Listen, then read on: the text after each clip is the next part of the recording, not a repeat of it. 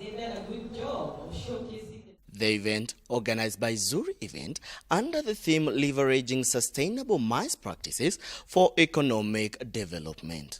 We can always complain. The Maize Summit, which was held at Hotel Intercontinental, is focusing on three major pillars of sustainability, economic growth, and technology. And its partners. The keynote speaker, Africa Regional Climate Change Coordinator, UN Environment, Dr. Richard Munang, who anchored his address on climate action as an accelerator for socio-economic transformation, market opportunities for the meeting industry to tap into, started off by highlighting the effect of climate change to businesses.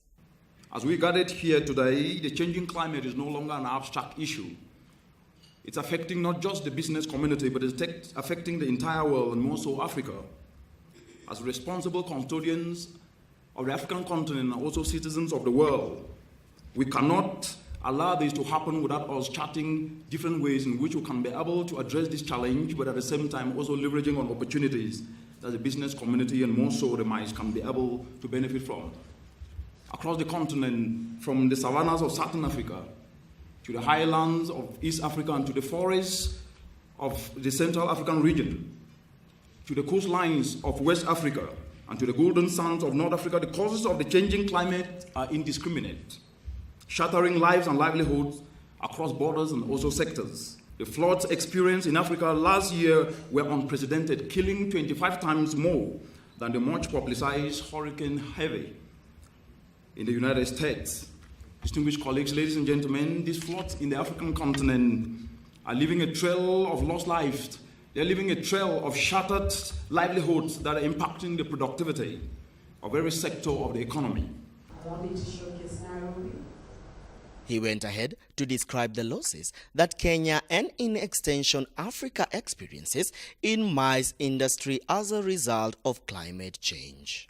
And with this, sea level rise putting up to 11 million people in 6 coastal cities, resulting in flooding and damaging infrastructure, including touristic sites that we have invested in for a very long time. I'm talking about ecosystems, whereas we're currently speaking today, costing Africa over 60 billion annually and driving loss of World Heritage Sites, a critical attraction to maize visitors. Currently, as we're speaking today, of the 39 sites on global danger list of degradation, 44% of them are on the African continent.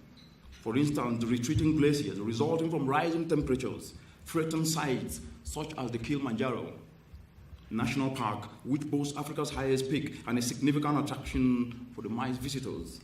Right here in Kenya, where we gathered here today, Kenya's 6 heritage sites risk being permanently changed or degraded due to climate change, with most of the affected sites serving as major touristic attraction, which is a major asset for the maize industry. Top best event. Dr. Richard Munang, who was the first person to win the prestigious African Continental Hero Award 2016, went ahead to call to action those in attendance to safeguard the maize industry from the fury of climate change. It is therefore time to heed to the wisdom in an insightful African proverb that says we should put out fire while it is still small. We should put out fire while it is still small.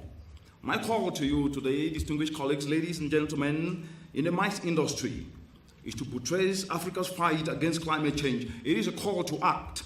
It is a call to act before it is too late. It is a call to act in safeguarding the core assets, base of your industry. It is a call to act to safeguard your markets. It is a call for you to invest lucratively and guarantee enduring dividends well into the future. It is a call for you to be able to safeguard your interests, the interests of an industry that is close to your hearts and minds.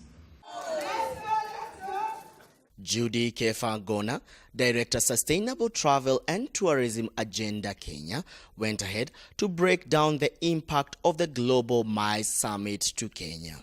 It is time to change mindsets. The development agenda is changing. The paradigm has shifted.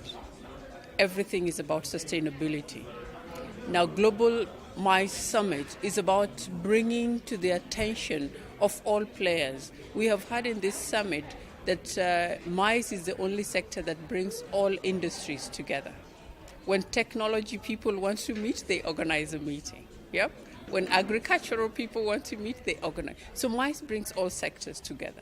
And so what a better place and forum to foster the sustainability agenda. So even as we meet here, we are looking at maize as a frontier for many things. We are looking at maize as a frontier for innovation in tourism, for diversification in tourism. We are looking at maize as a frontier for innovation and creativity in the different sectors, because maize is a consumer of different products. At KICC and its association conference, with Kenya having successfully hosted the world's first Sustainable Blue Economy Conference, Judy went ahead to point out how timely the theme of the summit, leveraging sustainable maize practices for economic development, was. It is very, very timely.